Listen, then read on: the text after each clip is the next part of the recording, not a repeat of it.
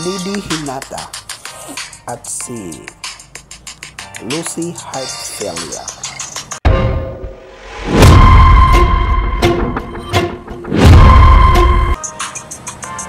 Yan, bago natin umpisahan, don't forget to subscribe, like, comment, and share. Kaya ano pang hinihintay? Let's go!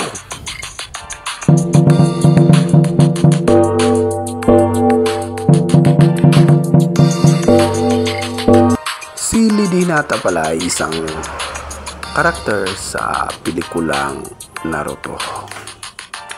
Isang babaeng ninja na may taglay na Byakugan. Isa rin to siyang prinsesa sa mga angkan ng pagtataglay ng Byakugan. At naging asawa ni Uzumaki Naruto pagkatapos ng Ninja War. At may biniyayaan sila ng dalawang anak, isang lalaki at isang babae. Ow!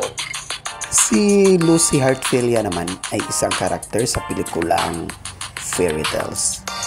Isang magandang dilag na babae na kasamahan ni Nanatsu, Gri at saka ni Ersa.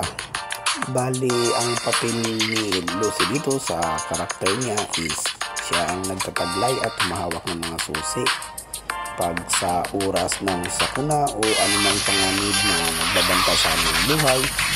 Ginagamit na ito para protektahan ang kanyang sarili. Oh yeah! Yan, tingnan natin dito ang kagandahan at nagpapakitang lakas ng isang tunay na babae sa kanilang mga karakter ni na Lady Hinata at saka ni Lucy Hartfelia.